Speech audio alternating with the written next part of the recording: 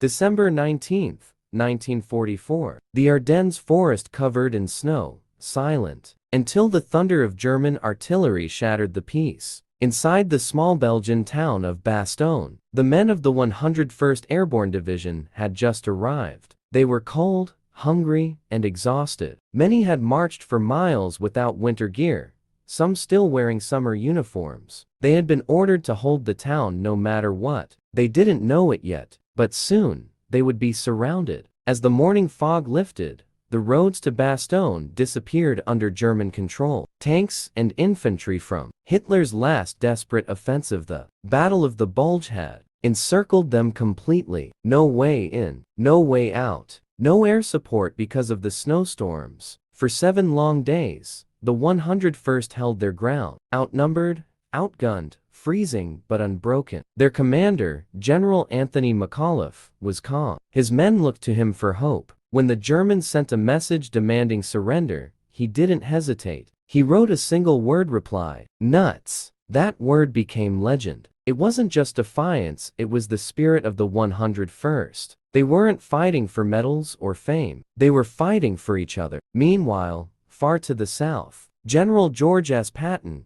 commanding the U.S. Third Army, had already begun a massive counterattack. His tanks were plowing through snow and mud, racing north toward Bastogne. He had promised to break through and save the trapped division. When Patton's staff warned him that the weather and enemy strength made it impossible, Patton simply said, "We're not going to wait for the weather. We'll make our own luck." But what most people don't know is when Patton's tanks finally got close enough to Bastogne, the 101st didn't want to be rescued. Why? Because to them, being surrounded wasn't defeat. It was a challenge, a test of what the 101st truly was. America's finest paratroopers. Inside Bastogne, morale was still high. Despite frostbite, despite the shelling, despite losing friends every day, nobody talked about surrender. As one soldier later said, "We didn't feel trapped. We felt chosen." They believed Bastogne was theirs to hold, and they would hold it with or without Patton. By December 23,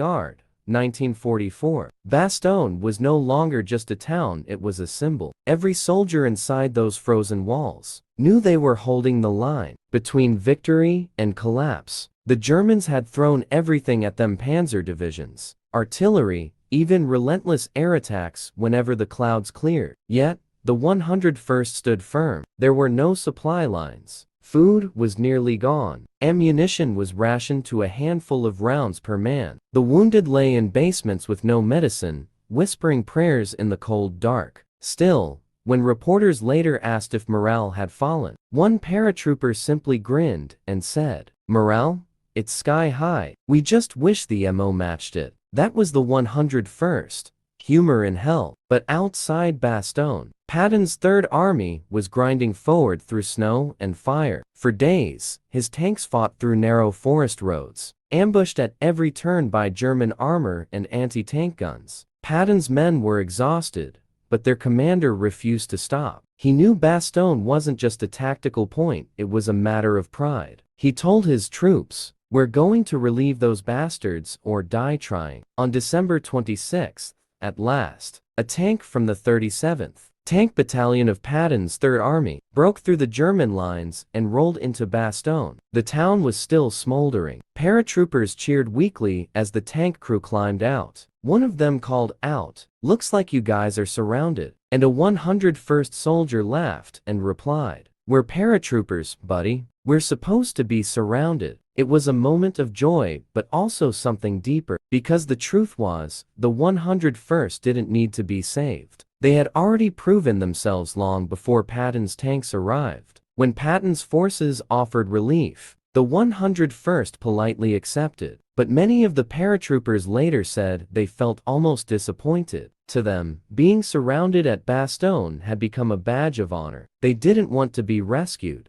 They wanted to win. For the rest of the war, whenever someone said, "Patton rescued the 101st," those who were there would smile and answer quietly, "We didn't need rescuing. We held Bastogne ourselves." And they were right. By the time Patton arrived, The German advance had already stalled. The 101st had defended every inch of Bastogne with courage, grit, and faith. Patton's arrival marked the turning point, but the victory belonged to the men who had endured the impossible.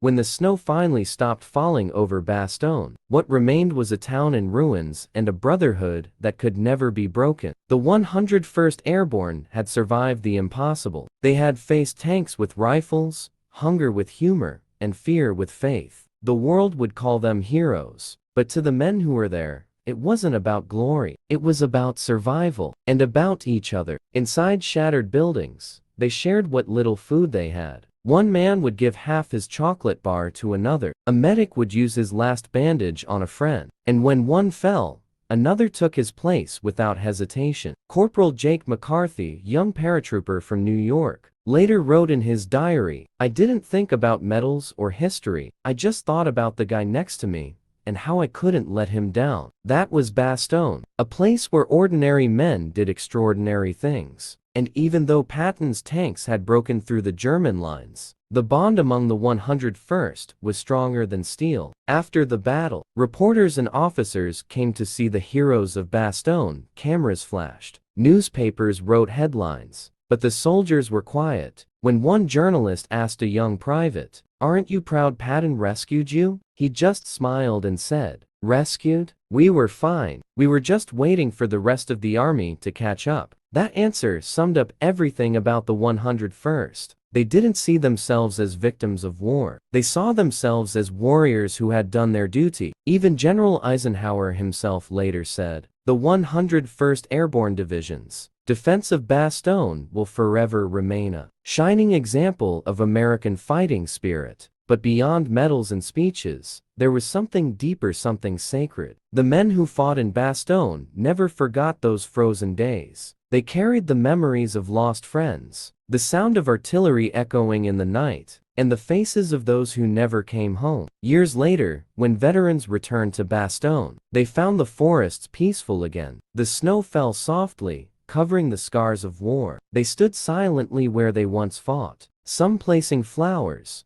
others just staring into the distance. One veteran whispered, "This isn't where we were rescued. This is where we became brothers." And that's the truth behind Bastogne. The 101st didn't refuse Patton out of arrogance. They refused because, in their hearts, they didn't need rescuing. They had already won, not by breaking through the enemy lines, but by refusing to break inside.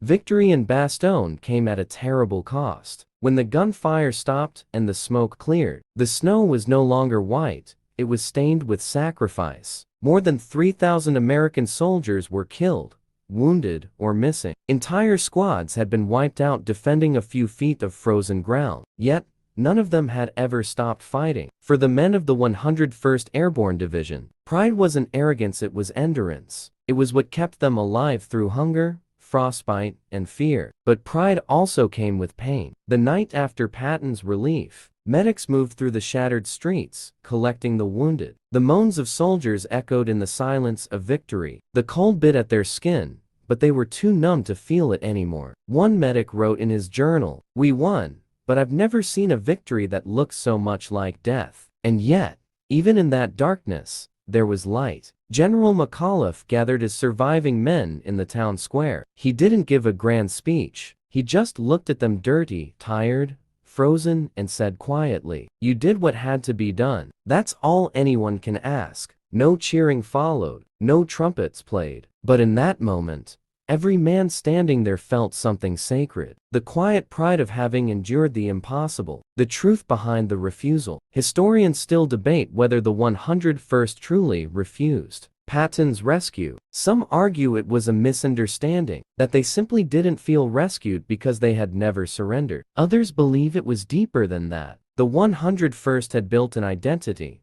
They were paratroopers, trained to drop behind enemy lines, surrounded from the start. Being trapped wasn't a tragedy, it was a mission. They didn't want to be remembered as men who needed saving. They wanted to be remembered as men who saved Bastogne. One veteran later said, "Patton's tanks opened the road, sure, but we held the ground. We paid the price." And that was the truth. Patton may have broken the siege, but the 101st had already broken the enemy's will. Years later, when the veterans of Bastogne were asked how they survived, one of them smiled and said, "We didn't survive because we were brave. We survived because we refused to give up." That's what the world remembers, not the tanks, not the generals, but the men in the snow. The ones who said, "Nuts," to surrender, who laughed through hunger, who looked death in the eye and said, "Not today." That was the price of pride, and it was worth every drop of blood spilled on that frozen ground.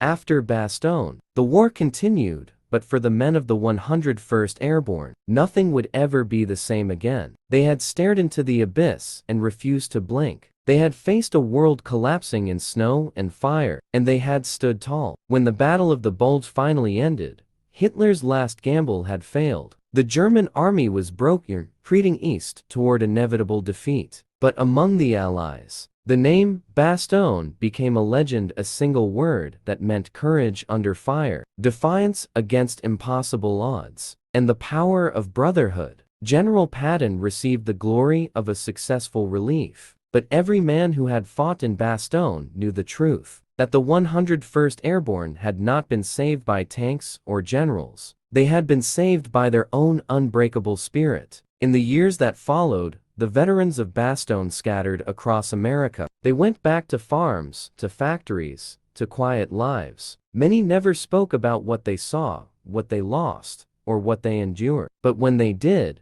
their voices carried the same quiet pride. One veteran told his grandson, "We were surrounded, sure, but we were never trapped." Another said, "Bastogne wasn't hell. It was proof that God doesn't abandon the brave." Their legacy lived on, not in parades or medals, but in the lessons they left behind. That courage is not the absence of fear. That leadership means standing tall when everyone else falls. That freedom, once earned, must never be taken for granted. Today, if you visit Bastogne, the town is peaceful. Children play where soldiers once fought. Trees grow tall where tanks once burned. But if you walk through the forest in winter, when the wind is cold and the snow begins to fall, you can almost hear their voices. Faint, distant, but alive. The voices of the men who refused to surrender. The men who laughed in the face of death. The men who didn't wait for rescue, because they were the rescue. And somewhere, in that silence, you can still feel it.